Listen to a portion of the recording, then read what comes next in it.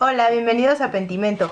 Esta semana vamos a hablar del cuento de la criada de Margaret Atwood, que es un libro que yo no es que me hubiera negado a leer por mucho tiempo, pero la verdad es que me parecía que estaba como muy choteado. Lo compré desde 2017 y sí quería leerlo, pero sentía que estaba como eso, demasiado choteado, es la palabra. Ahora, es un libro que sí hay que leer sí o sí, todo lector lo tiene que leer. ¿Por qué? Este libro es de 1984, ella lo empieza, digamos que a pensar, a escribir en 1984 cuando vivía en Berlín y digamos que se publica en 1985. Esta edición, que es la que yo tengo aquí, tiene un prólogo de la autora Margaret Atwood que es realmente muy interesante. Yo leí primero el prólogo, después leí la novela y luego volví a leer el prólogo, razones por las cuales, de las cuales ahorita les voy a comentar. ¿Por qué? Ahora, cuento. El cuento, así la definición que viene en el diccionario tal cual, es narración breve de ficción. Y vienen otras definiciones, como que es un chisme, como que es una estratagema, como que es una intriga. Esas últimas tres no vienen a cuento aquí. ¿Por qué? Porque aquí es en estricto sentido una narración. De ficción, no. Todo el tiempo oímos la voz del personaje de la criada. Esa criada se llama de Fred. No es su verdadero nombre. Esta historia me gustó mucho, pero también me dio mucho miedo. Como todas las historias que tratan sobre regímenes autoritarios, llámense de izquierda o llámense de derecha. Inevitablemente pensamos en 1984 de George Orwell, pensamos en Un Mundo Feliz de Aldous Huxley y pensamos un poco en Fahrenheit también. A mí no me gusta usar esa palabra distopía, pero bueno, la clasifican como distopía. Es una historia que habla sobre cómo cuando vivimos bajo un régimen autoritario, todas las libertades de todos se suprimen, no hay libertad de nada. En este caso en particular, las mujeres sufren más ese cese de sus libertades. ¿Por qué? Porque los hombres, además es un régimen profundamente puritano y religioso, que vamos, no es en contra de la religión, más bien es en, yo diría, lo que se hace en nombre de la religión. Las criadas solamente están aquí, en la República de Gilead, para procrear, para traer al mundo niños sanos y fuertes. Ahora, no cualquiera puede tener una criada, tienen que tenerla a los hombres poderosos. Pero aquí viene lo perverso, las criadas van a tener hijos que ellas no van a criar. En cuanto nazca el bebé, se los van a quitar y las van a criar las esposas. Las esposas usan el color azul.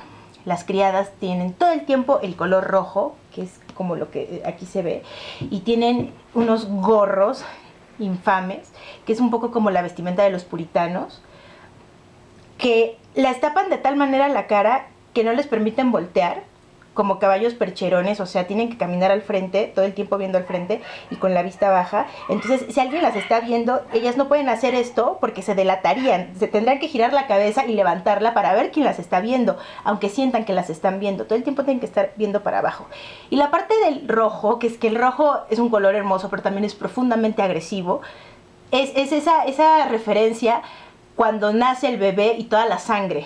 Yo pensé mucho en La Letra Escarlata, por obvias razones, y en Carrie, de Stephen King. El concepto, la imagen, la metáfora de la sangre siempre tiene que ver con la cuestión de la menstruación. Bueno, ¿para qué explicar eso? Es algo obvio.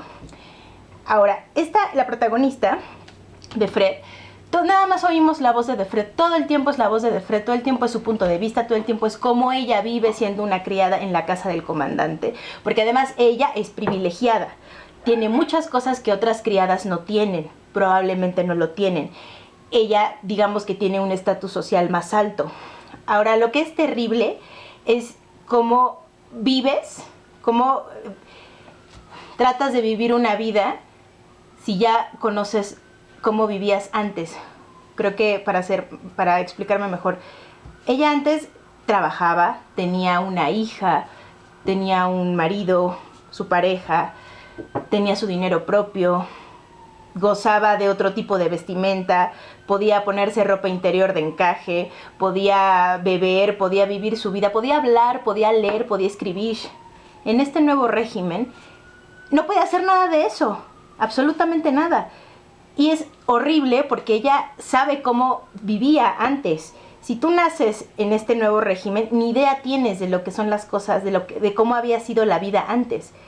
Y hay destinos peores que la muerte, porque obviamente las esposas que visten de azul, las criadas que visten de rojo, las martas, que son como, tienen un grado mayor a las criadas, las tías, que son las que adoctrinan a las criadas y las que las están educando, digamos, las esposas que son las no esposas, me parece, que pues son, o sea, no son ni criadas ni esposas, digamos que tienen un estatus menor, las viudas, que son las que todo el tiempo están vestidas de negro, los ojos, que son los delatores, la policía secreta, digamos, que puede ser la Stasi, la KGB, y hay un muro en donde cuelgan a las personas, digamos a los médicos que ayudan a abortar, los cuelgan en el muro y les tapan la cabeza y les ponen un letrero, a los homosexuales, o sea, realmente no nos está contando nada nuevo, no nos está hablando de algo que no conozcamos. El muro puede ser el muro de Berlín, puede ser ese muro que está